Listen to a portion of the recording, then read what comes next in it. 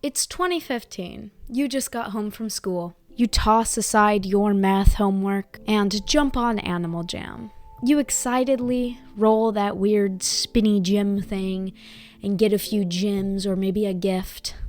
You goof around, chat with friends, and dress up your little animal. Hours go by without you even noticing, and suddenly your name is being called for dinner.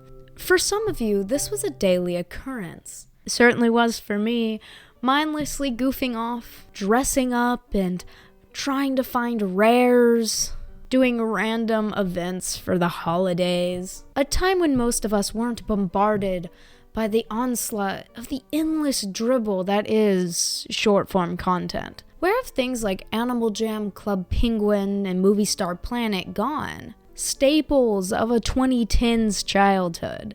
Gone with nothing to replace it for the modern generation. What are the effects of losing strictly online kid spaces? I'm Subba Black Sheep. Have you any soul? No sir, no sir. But today, we are gonna get lost in the rabbit hole that is online kids games and talk about why they have been forgotten nowadays by the new generation. In this video, I'll mostly be using Animal Jam as a reference, as it's what I grew up with. But please, feel free to tell me about your experience with your childhood video games in the comments. I'd love to hear them. Back when I was a kid, Animal Jam was a chaotic haven for every unconventional child. Furry art being tossed around, the endless pursuit and gluttony for random items that we called rares. Scamming had its own subculture on the site. And creepypastas like F-Man, and there's like someone that used to make creepypasta videos about like what would happen if you finally broke the ice in that one winter place. It undoubtedly had a vibrant community. So what happened to spaces like that? Do they still exist? Yeah, but not in a manner that was so carefree, I think. But before we get started, commit arson on the like and subscribe button, check out the Etsy shop for cool shirt designs, and join the 17+ Discord server to meet a bunch of cool artists, and to get your art on the next video. Without further ado, we begin. Have spaces like Animal Jam truly just up and disappeared? Well, yes and no. As nothing is a monolith, there will always be some spaces akin to what we're familiar with. There will always be a community online in the little corners of the internet, but the mainstreamification of the internet has hit a lot of these spaces quite hard, especially child-oriented online spaces. The thing about games like Animal Jam, Club Penguin, etc. is that they were made for kids. There was censorship in stories with kids in mind. It was a fun place while also being much safer to use than what a lot of kids are using nowadays, like TikTok, Instagram, Discord. Younger generations are shifting away from gameplay a little and more leaning towards social media, as TikTok, Instagram, and Discord are all platforms that don't cater for children and their safety. They might try to maintain it, but back then the likelihood of running into someone that was above 18 on Animal Jam was incredibly rare. As on other platforms, even like Amino, it was quite common to meet people much older, which often put kids in a lot more danger. Not to say places like Animal Jam and Club Penguin were wholly safe, but they provided a lot more safety than any other platform kids often use nowadays, even much safer than places like Roblox. A huge part of that was the text filter. In Animal Jam, at least, you could not say anything like Skype or Discord, Instagram, or any outside application, and could not write something like a username down in the text unless the username was something like a normal sentence. This often prevented any conversation from being taken off Animal Jam, which I believe kept these kids much safer in the long run. On Roblox, since it's just many different games made by many different people, by potentially untrustworthy adults, it puts kids in a lot more danger, especially since there is a large player base of adults on the site, as it doubles as a game creation program, which isn't all bad, but it does make it infinitely harder to regulate. Roblox is notorious for creepy creators getting young kids to join their Discord and once in a more private setting grooming the child. I don't think we need to hinder late teen to adult games by overly moderating them, as it would greatly affect the enjoyment of the media. But for kids' games, I think it's very important to be intrusive in moderation to protect those younger kids from being exposed to things that could negatively affect them. Kids nowadays are exposed to extreme violence and sexual themes. If we take a look at Roblox and look up has-been hotel games, there's a lot. It is undoubtable that Has-Been Hotel and Hell of a Boss are incredibly popular in young generations, despite being an extremely violent and actual piece of media. I'm not a Puritan. I don't think media like this is bad, but having a 10-year-old interact with this content in private is already terrible for their development and perspective they take going into the world. But that's even worse when they are publicly engaging with this media and phantom on the internet. I work with kids in my day job and have had like an 8-year-old tell me that they just loved watching Squid Games.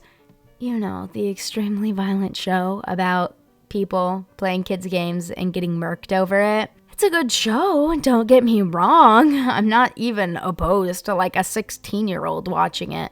But an 8-year-old doesn't fully grasp that these are actors, and the violence committed against them is supposed to be horrifying. So the 8-year-old sees how others view the violence in this show with indifference, of course, because we as adults, we see it and know it's fake. But that child doesn't understand that whatsoever.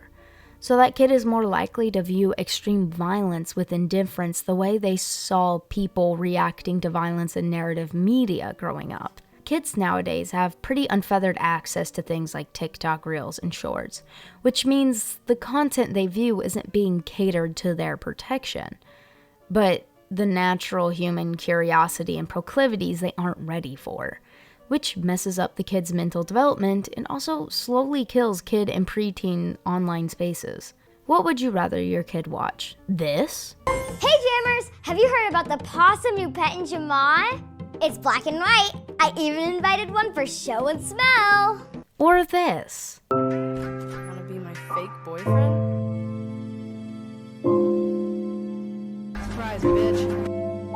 Censorship is good when it comes to kids, because children don't have the mental capacity to deconstruct and understand the nuances of media yet. I believe restricting kids' access to random free short-form content is important. We should continue to promote, create games, and communities like Animal Jam and Club Penguin, so kids can interact with the internet in a safe manner. Now, Animal Jam Classic is not the best for young kids anymore. Though it is still up, it is full of adults and potheads reliving their childhood.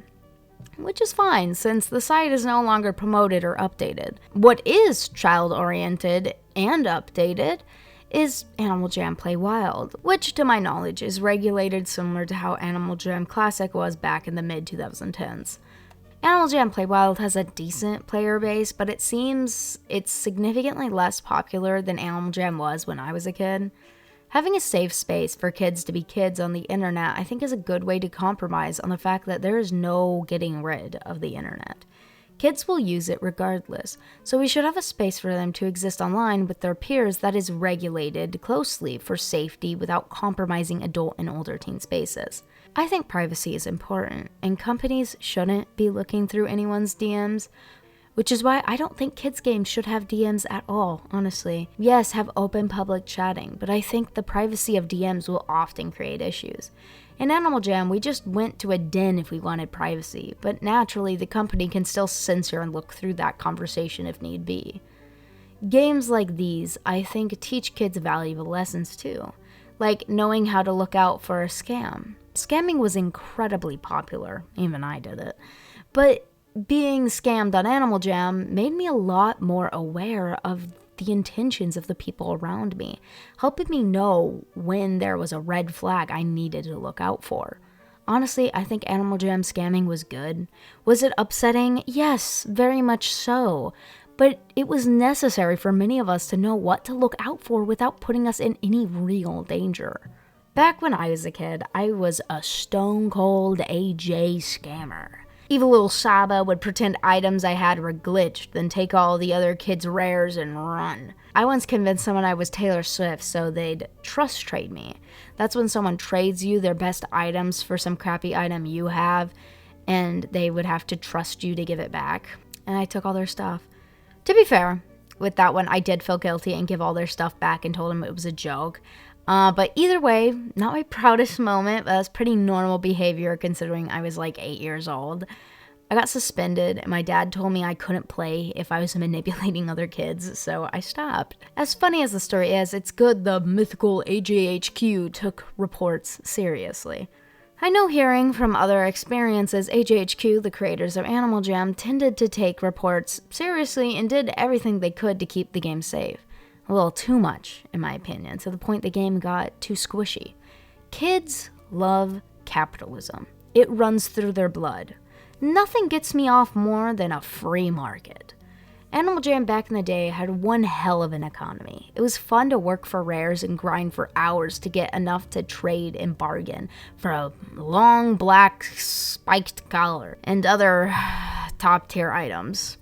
But it was honestly ruined by AJ making them readily available, making the fun of working for it non-existent. They fucking commified my kid-friendly capitalist roleplay. Anyway, that's all I have for today, folks. If you like my art, consider commissioning me. You can reach out to me on Instagram, Discord, and Blue Sky, all in the link tree and description.